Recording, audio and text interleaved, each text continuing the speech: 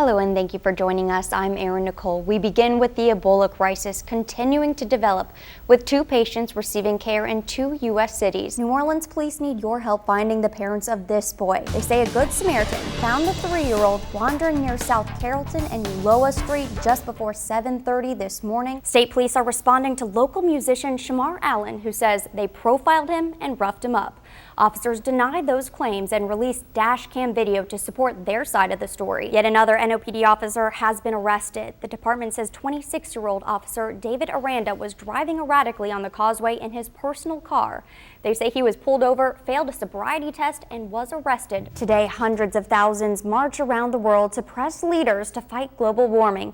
ABC's Rena Ninen takes you to the protests. Tragedy strikes a family in the Bywater early this morning. Police say a man found his wife and her 2 brothers shot to death just before 2:30 a.m. on Pauline Street near North Rampart.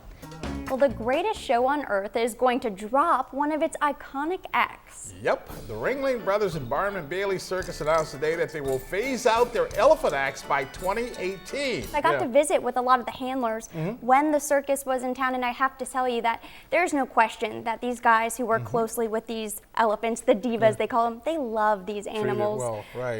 They really do care about the animals. They care about their well-being. But I gotta say, with all that negative attention, it's a smart move, I think. It is a very smart move. Terry Speaks arrived in New Orleans about 30 minutes ago on a United Airlines flight from Newark Airport.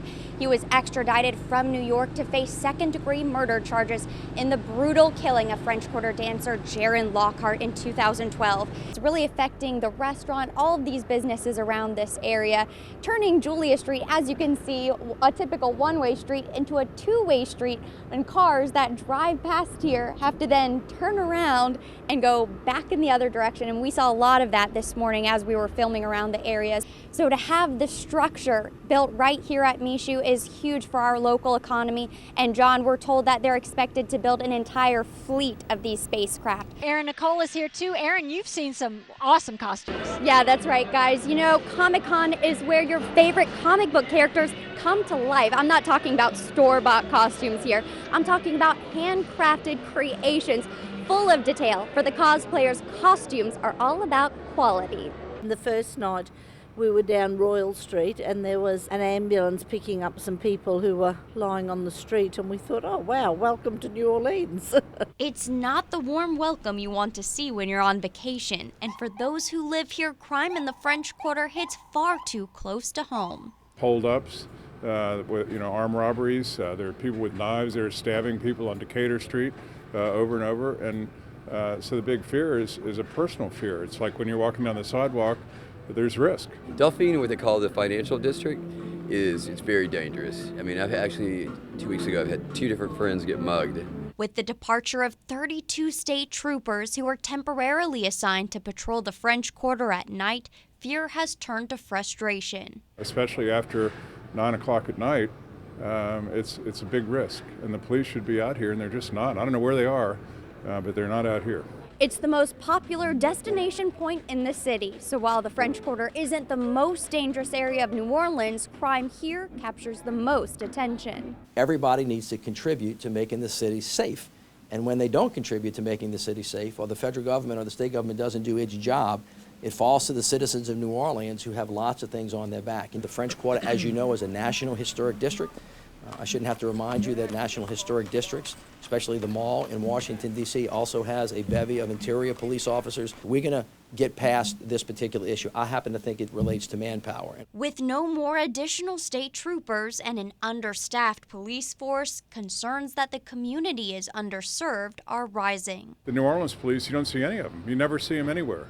I don't think we've seen police at all. Have we, Steve? We haven't seen police at all. I haven't seen them. No, not at all. 3 months after they met, Odie Hughes popped the question, and Katie Breland said yes. Now the blushing bride-to-be is busy planning her wedding day, a day she almost missed. I was going to work that morning and the stop sign was kind of turned, so I didn't really see it. I mean, I just sailed straight through it. A broadside collision. Her body was thrown through the windshield and she ended up beneath her Nissan's engine, trapped. I didn't know if I was gonna live or die. I heard everybody around in the background, running around the car, and then I heard somebody say that the girl in the car didn't make it, let's go check on the other guy. I was trying to scream to them to tell them that I was, still alive. The first thing I remember was the doctor coming in and, saying, Miss Breland, your spinal cord is severed, you will never walk again.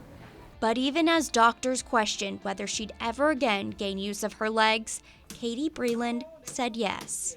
So many people that are in wheelchairs, they're content with being in wheelchairs because somebody told them the prognosis was that they would always be in a wheelchair. You can't be content with being in it. After 9 hours of back surgery, doctors learned what Katie seemed to know all along. Her spinal cord wasn't severed, which meant anything was possible. I was an athlete. I played basketball, played every sport you can think of. So I was used to being dedicated to working out. This is a whole different ball game. This isn't just, I want to make my legs more toned, so I'm going to go and do squats. This is, I'm going to work my legs and work my legs and work my legs, and they may not move at all.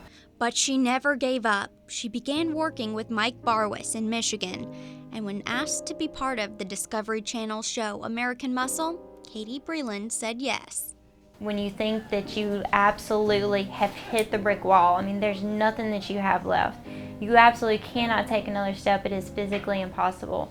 He just finds a way to dig down just so deep to places that you never knew existed. One step at a time, one day at a time, Katie comes closer to her goal. And come wedding day, she'll be supported by love. When I walk down the aisle to get married, I will have Mike from Michigan from the show. He'll be on my left side, and then my dad will be on my right side. So I'll walk with both of them down the aisle.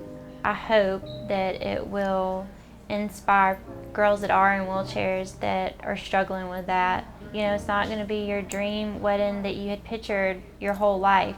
It'll be even more special, because you're taking that chance. I could walk down the aisle and fall flat on my face. I don't know. It's a huge chance to take, but I think it's a good one. No, it's not a challenge for the faint of heart, but her heart's been tested before. So Katie Breland said yes. Yes to life, yes to love, yes to learning just how far she can go.